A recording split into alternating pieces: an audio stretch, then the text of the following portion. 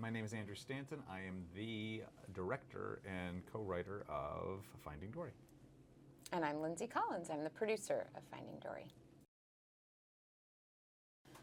You know, I think what everybody loves about Dory is the fact that she's so kind of optimistic and has so much perseverance and always kind of sees the best and the bright, and there's always another way, and she's just relentless in her kind of willingness to help people out. I think it's what's made her kind of this icon beyond the film over the last several years. And so to kind of tell her backstory or help her figure out kind of where she's from and also give her a sense of her own kind of self-worth on this film it's kind of a real gift, really.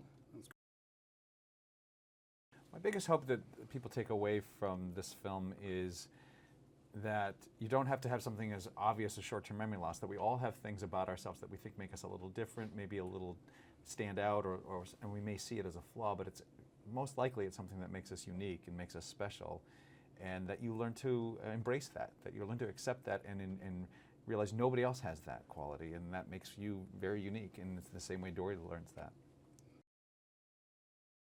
We spent a lot of time researching a lot of stuff on this film. I mean, we went everywhere from kind of up to Vancouver, to the Vancouver Aquarium, and looking at all of the sea life up there, all the way to Monterey Bay Aquarium, to the Marine Mammal Institute, Marine Mammal Center. Yeah. And then sent other groups of our animators and our art department out to various other aquariums. But a lot of it was just trying to get as much understanding of the inner workings of an aquarium, of a state-of-the-art aquarium, or of a state-of-the-art animal hospital, and then also just trying to do as much kind of just creature-animal research as we could, so we could be as true to that as possible. Well, this film the ocean is a large place, and there's so many locations. You could kind of probably keep making more and more movies and not ever repeat yourself. So we've gone to a whole new location that's very unique looking. It's unique in particular just to the California coast. Brings us a whole bunch of different species and everything. So it's really about the expanding of that glossary of that world that we're getting. Technological wise, we can just do a lot more of what we used to do in the old one. We can sort of be in the water at the top and break the surface a lot and really kind of be cool with all the stuff that was so difficult to do before. And we can do an octopus for the first time. We never could do an octopus before. Well, Ed O'Neill, I mean, difficult. The octopus was fine, but Ed O'Neill, very difficult. That's the real that's the labor. Truth. No, the Hank the octopus is probably, definitely, hands down, the most difficult character we have ever built. And not only in his design, but in his rigging and his articulation and animation, and his shading and his ability to camouflage. Every single thing about him in his simulation made it like push the envelope kind of to 11, to the degree where I think everybody was like, I've lost that loving feeling about this thing.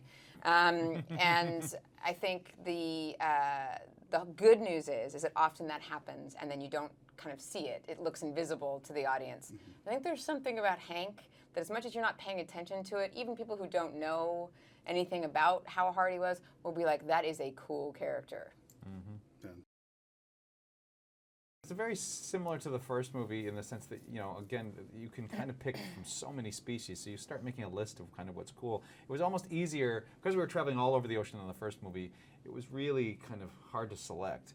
But on this movie, it was made kind of easy for us because once we picked the edge of the Northern California coast, we knew exactly what those species would be. So we have the sea lions, and we have otters, and we have loons, and that kind of narrowed it all down. And then in some of our research, we discovered, we just are fascinated with beluga whales and whale sharks. And so it was actually not that difficult. I think people should go see Finding Dory because this movie is kind of feels, at least to me, kind of old school Pixar in the sense that it sits almost kind of harmoniously next to Nemo in terms of tone and humor and emotion. I feel like it's a movie, if you want to feel like Dory's going to be okay, you need to go see this movie. Yeah, exactly. If you're worried about her at all, if you need closure, a sense of like, is she all right? Like, you need to go see this movie. Yeah. Well, you kind of nailed it. I mean, like, why to go see it is because you get to spend time again with people, with fish that you really enjoy, and you get to learn way more about them and see how much farther the world goes.